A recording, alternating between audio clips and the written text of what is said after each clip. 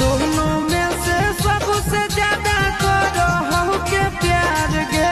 पिया वाला भरावा दोनों में से दिलदार के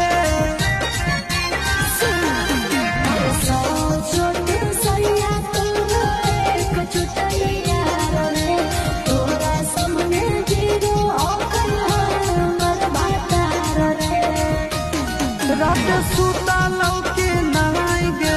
गोड़ में गोड़ साटाए चुमा ले लौ के नहाई गे नाथिया हटाए